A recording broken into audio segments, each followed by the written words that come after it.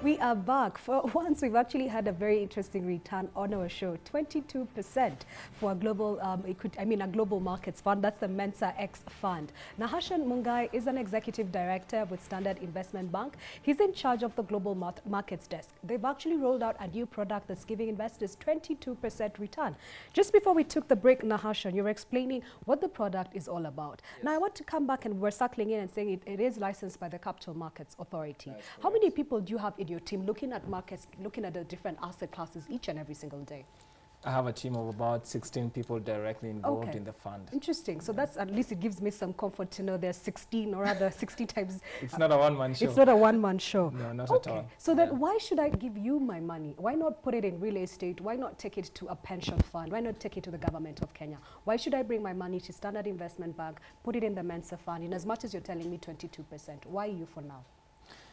I think it's because as Kenyans, it's about time we started being honest about the returns that we get out here in any of these asset classes. I mean, there are a couple of things we need to look at. If you look at the stock market right now, of course, it's a longer term kind of market compared to what we're doing, but still, right now, the returns are struggling. And if you look at what the fixed income market will offer you, I mean, in this era of interest rate capping, there's only so much you can earn from fixed income. Then if you go to real estate, especially if you're a developer or you're buying property to rent, rental yields hover at around 5%. Okay, so interestingly, when you started the show, you mentioned inflation, and that the central bank says that inflation is very stable now.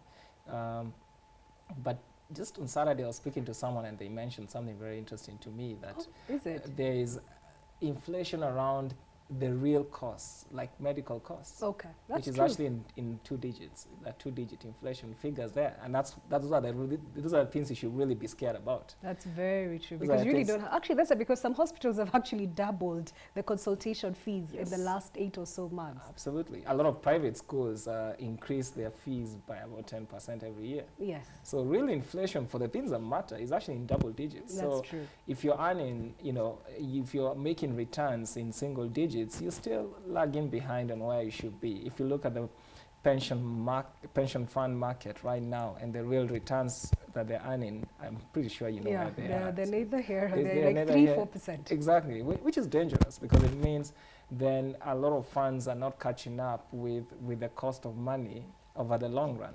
So I like to argue that our return is actually not very high. It's just reflective of actually where you should be returning to your investors when you're running a Kenya shilling denominated fund. Okay.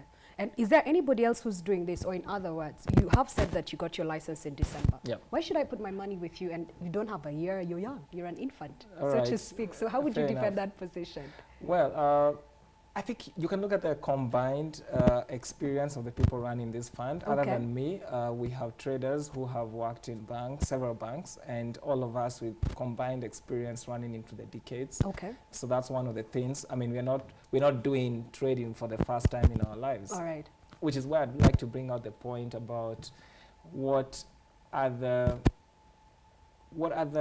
illegal money managers are out there.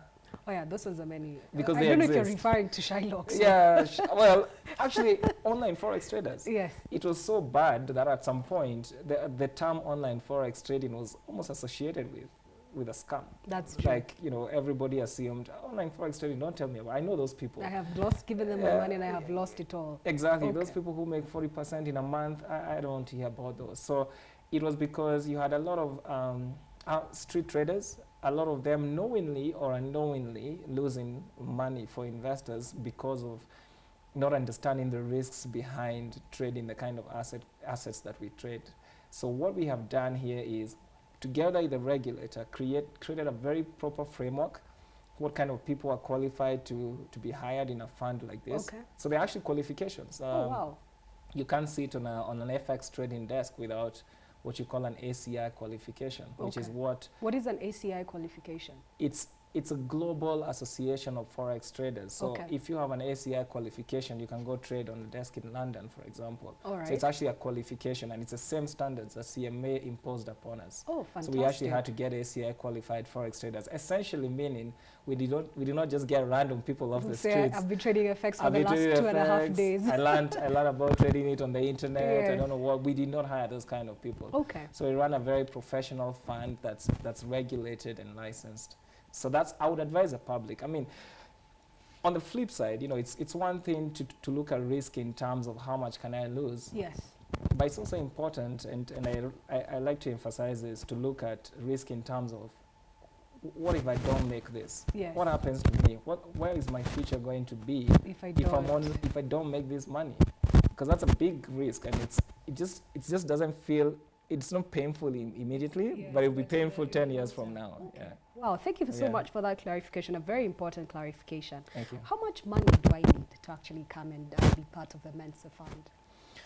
I'll be honest, because of the structure of the fund and the fact that we're the only ones licensed, initially when we started, we wanted to have certain minimums, but then we also have some sort of responsibility, because if we are the only ones licensed to do this, then how can we segregate certain types of people? Then where are they supposed to invest in this asset? So at the moment, essentially, we literally have no minimum. No minimum. It's just that we have recommended amounts. Okay, what is that recommend? Is that something that 250,000. 250,000, it's what we recommended. recommend, Okay, fine. I mean, it's yeah. a fair way to recommend it, so that I don't Yeah. imagine if I can afford a Java coffee, I should be speaking to you on a light note. On a light note.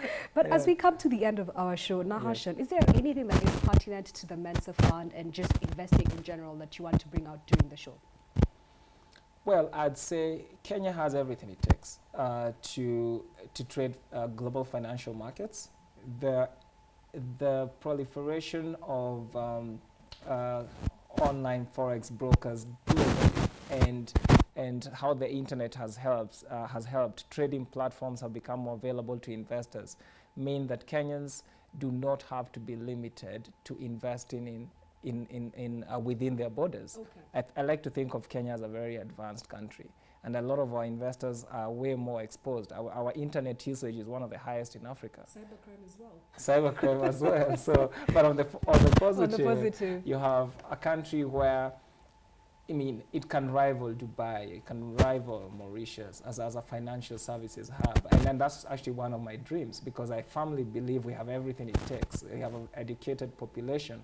So I've always wondered why, based on the kind of population and exposure that we have, do we limit investors to such few investment options? It doesn't seem fair. Well, right. We open everything else up. We we open our music, we but we open don't our open culture, up except our investment options. Okay, fine. That's fair enough. So Yeah. thank you so much for sharing the Mensa X product with us. And you have said that if anyone is interested, they can go onto the Standard Investment Bank website. Yeah, that's www.sib.co.ke. Okay. And then for the number, our main number for the fund is 0777 Okay. 333 Okay. 000. Sure, I have not even heard of that. But I mean, I think I like the element of Yeah. the SIB and just Maybe finding the more. website is easier. Yeah, Yeah. finding more information on that, but I think you can also share the number with us later on. That's So right. there you have it.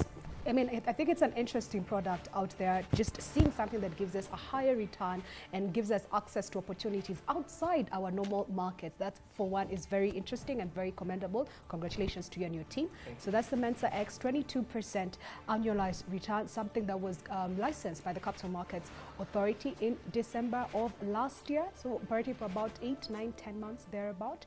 But what is also interesting is you can actually have access to it. There are no limitations, but the recommended amount is 250,000 shillings. Now, I dare you to actually go and compare this return to what you're seeing on the NSE, to what you're seeing from the government of Kenya and your pension funds with regards to the money market funds. If it's of interest, it's something worth looking out for. Thank you for joining us once again. We'll see you again tomorrow at 2:30. Good afternoon.